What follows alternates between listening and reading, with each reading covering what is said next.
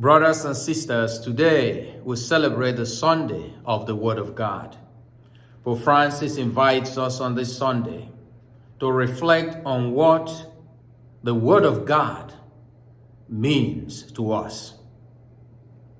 Do you read your Bible?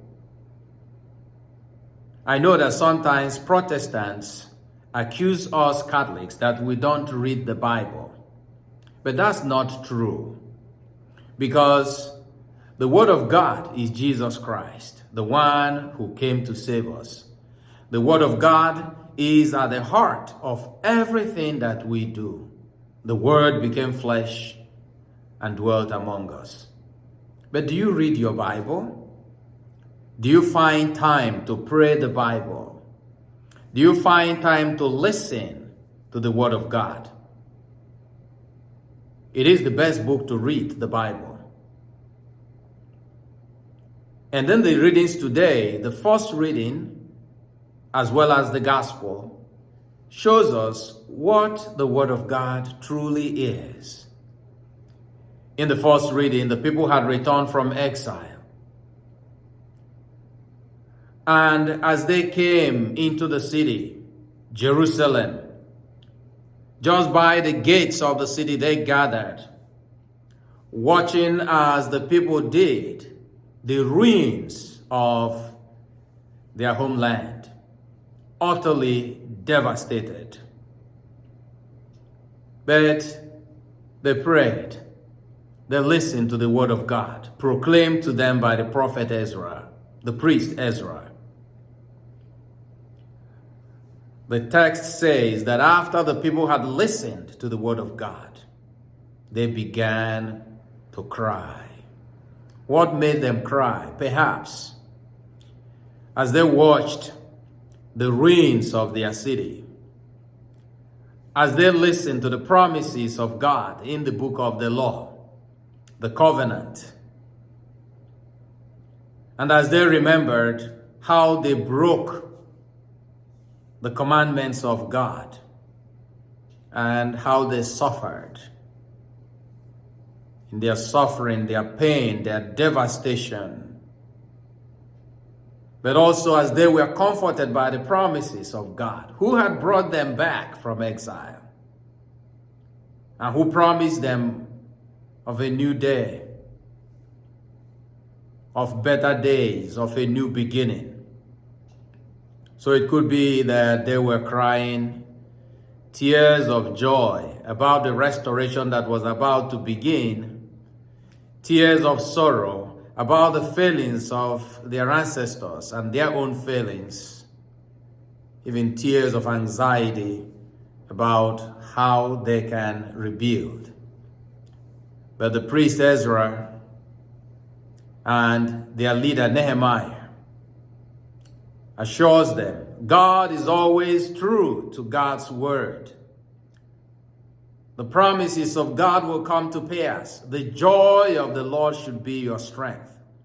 So even though you have not seen the realization of the promises, they say to the people, begin to rejoice, to feel deep within your heart the certainty and the assurance and the courage and the hope that God will restore the city. God will restore your fortune. And these ruins that you see will be turned into flourishing cities, peaceful cities, and cities where God's people will flourish. And in the gospel, we see Jesus comes into the synagogue and they handed him over the scroll. He read from the prophet Isaiah, chapter 61, verse 1 to 2. Now, Isaiah chapters 40 to 64 are in some traditions called the Jubilee texts, because in these passages, a section of which the Lord read today and we heard today, God speaks about liberation of the exiles, the same people that we heard about their condition in the first reading. God speaks of new days, of new beginning. God speaks to the people of restoration. God speaks to them of a brighter and better future. Those words Jesus spoke today when he read from the scroll of the prophet Isaiah. And then he inserted a passage from Isaiah 58, verse 6 and following, that talks about liberating God's people. So this year is a year of Jubilee. And when we talk about the liberation of God's people, it goes back to the Jubilee tradition that we find in Leviticus. Leviticus chapter 25. And Jesus says that his mission is to proclaim good news to the poor, sight to the blind, liberty to those who are held in captivity, to announce the Jubilee year of the Lord. Jesus is our Jubilee. In him is the restoration of creation. Jesus is our new life. In him is the restoration of whatever is damaged, destroyed, and decaying. Jesus is our hope. In him lies fully the promises of God. And he says to his audience, brothers and sisters, these words are being fulfilled as you listen.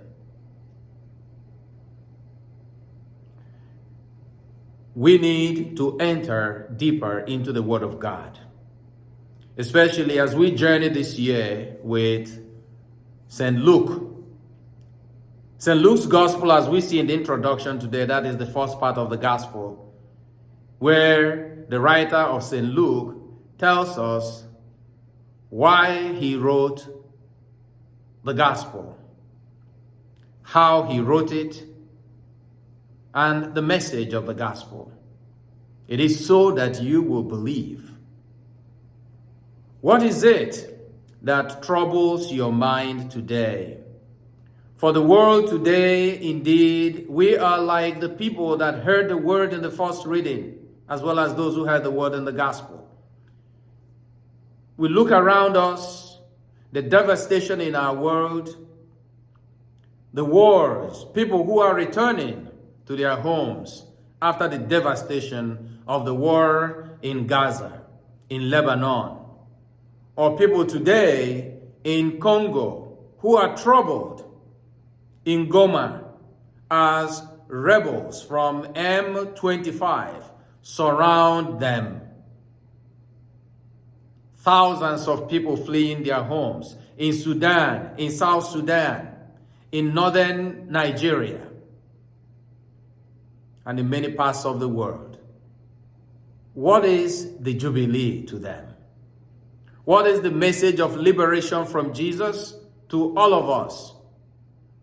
I think that this year of Jubilee invites us, brothers and sisters, especially on this Sunday devoted to the Word of God, invites each and every one of us to think of where our lives are in ruins, like the people in the first reading, and how we can allow Jesus to come in and do for us what he promises to do and what he always does for those who welcome the word and those who say yes to God, to restore us, to heal us, to liberate us, to bless us, to sanctify us, and to take us to that future which God alone knows.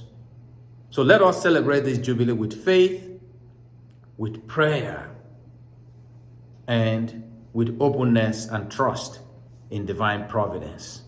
Amen.